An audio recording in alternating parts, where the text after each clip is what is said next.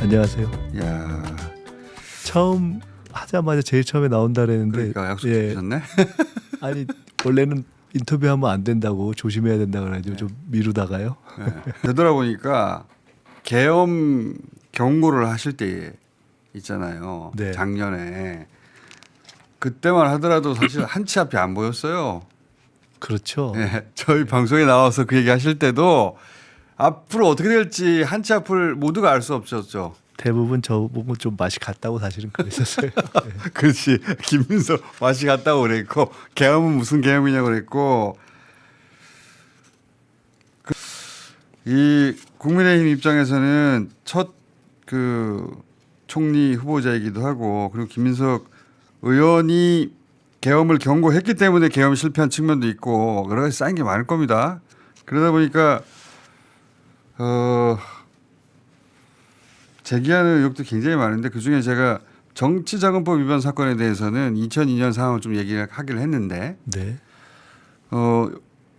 기본적으로는 그때는 기업이 그 네. 기부하는 게 합법이었어요. 정당 후원금을 기업에서 낼 수 있던 시절입니다. 그렇죠. 합법이죠. 2004년 노무현 대통령 때 불법이 됐고 그때는 아주 쉽게 말씀드리면 정당의 기업이 후원할 수 있었고 서울시장 선거 같은 예를 들어 그 정도의 큰 규모의 선거는 개인이 선거자금을 다 대는 게 그렇죠. 불가능하기 때문에 정당, 중앙당에서 다 지원을 하던 때입니다. 그러니까 당연히 중앙당의 지원을 받을 때인데 중앙당에서 기업에 그걸 요청해서 갖다 준 거여서 그때 연락을 받고 저는 사실 이게 뭐지? 뭐 했는데 위에서 갖다 줬다 해서 그러냐고 하고 선관 그러니까 선거 캠프에 인계하고 쓰고 선관위에 신고한 내용인데 몇 년 후에 불러서 뭐 기업에서 받은 거냐서 처음에는 좀 멀뚱멀뚱하다가 맞다고 근데 뭐가 문제냐고 그냥 재수 없다고 생각하라고 하고 그때 될 수 검사가 없다라고 생각하라고 검사가 그랬어요. 네 그러면서 배경 설명을 해주더라고요. 제가 뭐 모르잖아요 저는. 네, 돈이 어떻게 하는지 모르니까. 그러니까 자기들이 그때 노 대통령님 대선 자금 수사를 검찰이 하다가 했죠. 그 기업의 회장을 불러다가 김민석이 거를 불어라라고 하니까 그분이 그 사람이 달라고 한 것도 아니고 그 사람 모르는데 왜 젊은 사람 생사람을 내가 잡아야 되냐고 그러니까 2시간을 그랬다는 거예요.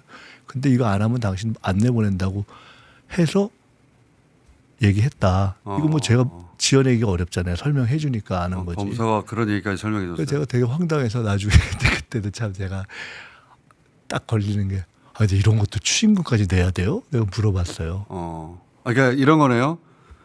중앙당에서 당신은 정치 자금 그러니까 선대위원장이 이해찬 총리셨어요. 그때 제 서울시장 선거 때. 근데 당연히 돈이 없잖아요. 중앙당에서 지원을 빨리 해달라고 하고 그때 후원 회장은 정균환 후원 회장이었어요. 당시 원내 총무라는 제도일 때 후원 회장이었는데 그러니까 후원 회장이 지원을 해줘야 되는데 그때는 기업들의 요청을 해 지원을 해준 거예요.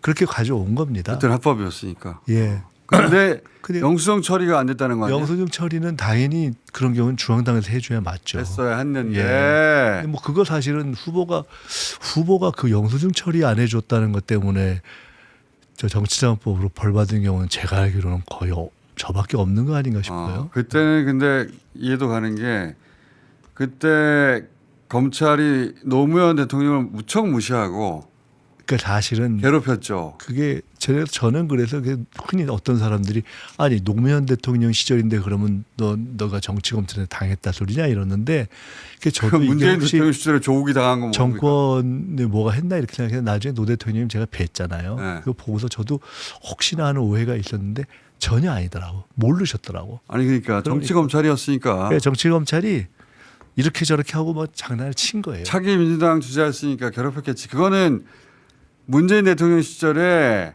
윤석열이 조국 괴롭힌 것처럼 생각하면 똑같은 거예요. 노무현 대통령 시절에 차기 김민석을 그때부터 괴롭힌 거죠. 엄청나게. 그리고 나서 근데 수사에 불러놓고 그 사연을 얘기해 줘요. 검사가. 이렇게 된 거라고. 제가 모르니까 왜 재수 없다고 생각해라. 딱 그 표현을 쓰더라고요. 재수 없다고 생각해라. 재수 없다고 생각하고 제가 추징 이런 거 내야 돼요. 일단 돈이 없으니까 생돈을 내야 되니까. 그러니까 그건 어떻게 할 수가 없다는 거예요. 너무 황당하더라고요. 그 결국은 나중에 그걸 생돈을 개워서 냈죠. 아니 본인이 쓴 게 아닌데 선거자금으로 쓴 거고 선관위 보고한 건데. 그래서 제가 굉장히 저기하게 생각한 그 후에 한 10여 년 있다가 그 돈을 가져왔던 분이 나중에 그 기업 대기업의 회장이 됐어요. 아 그래요? 근데 그분은 우연히 어떤 결혼식장에서 만났는데 저한테 자기가 평생 누구한테 미안한지 이러는데 저한테 미안하다 그러더라고요. 그 일로 인해서. 왜냐하면 가서 증언을 했는데 법정에서 갖다 준 건 사실이니까.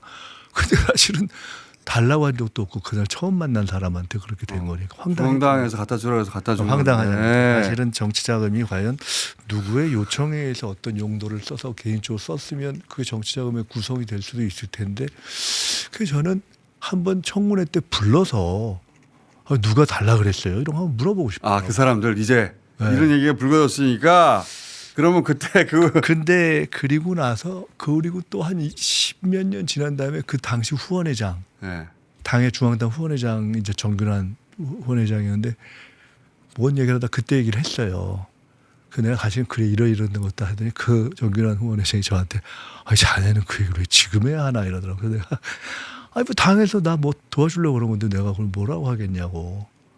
아 근데 제가 전에 듣기로는 그 2003년부터 사실은 정치적으로 회복하기 어려운 타격을 받고 정치적 백수였잖아요. 2002년에 서울시장 떨어졌고 네. 원래는 그때 이해찬 총리께서 노무현 대통령 그 후보 시절에 전략본부장을 하시면서 저보고 부본부장을 해서 같이 선거를 치르자고 했는데 제가 그때 말씀드리기로 실제로 제가 북한의 해외 유학생들 장학재단을 만들 생각을 가지고 있어서 그런 걸 하고 싶다고 하니까 잘 생각했다고 하셔서 그걸 하려고 해서 대선에는 관여를 안 했는데 막판에 후보 단일화를 해야 되지 않으면 이해창 씨가 먹는 상황이 돼서 제가 그냥 빛을 전전긍긍하다 뛰어든 거거든요.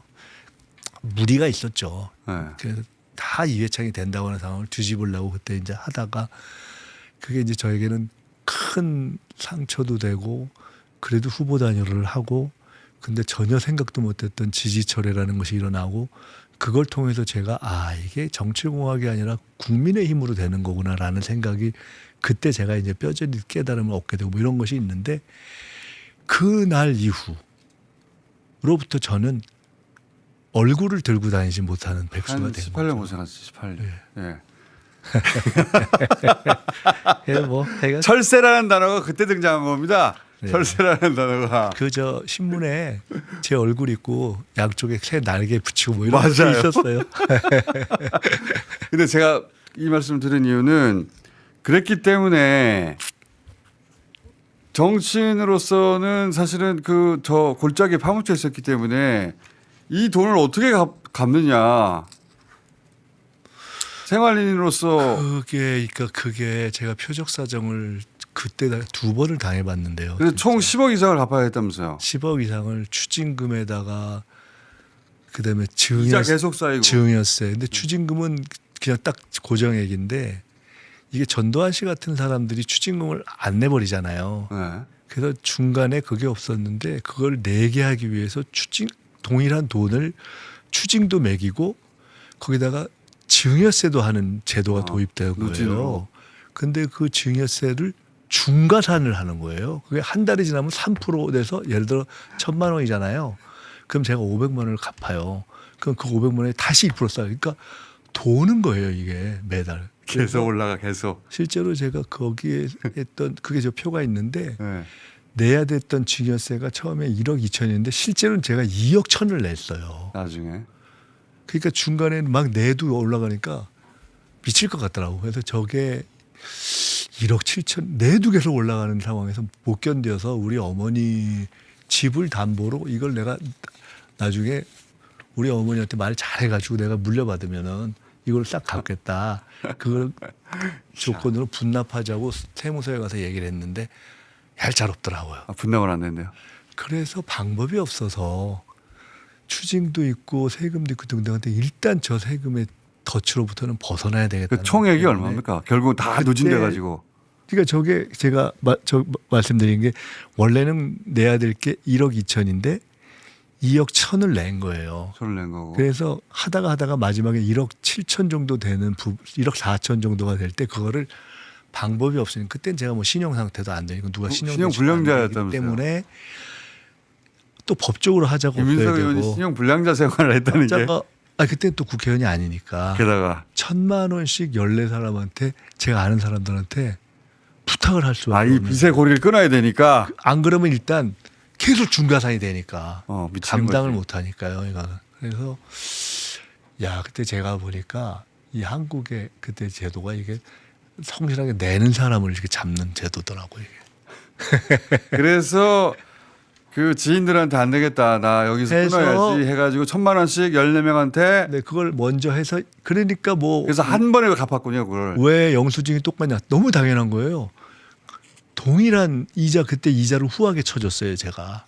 왜냐하면 이자 싸게 하면은 그것도 무슨 정치자금이라고 할까봐 그러니까 비교적 당시 시중 거보다 조금 낮게 해서 이자까지 다 계산해서 하고 그다음에 이거 5년으로 하고 원금 다 갚고 이자는 계속 갚아 나가고 혹시 원금이 안 되면 연장하자. 그러니까 지인들한테 1,000만 원씩 14명한테 네. 나 이거 이자만 갚는 것으로는 도저히 버틸 수가 없다. 계속 늘어나서 한 번에 다 갚게 1,000만 원씩만 빌려다고 해서 다 모아서 한 번에 갚고 갚아야 네. 일단 그다음에 그래야 그거를 중과산에서- 정치 자금이라고 하던데 또 지금은 국민의힘에서. 이거 말이 안 되는 거죠. 중과산에서 왜냐하면 이자 낸 게 있으니까 그리고 또 원금 갚았어요. 하여튼 그런 돈 문제 가지고 막 괴롭히는 게 하나 있고요. 예. 이거는 이제 충분히 청문회도 자세히 설명하실 것 같고 네.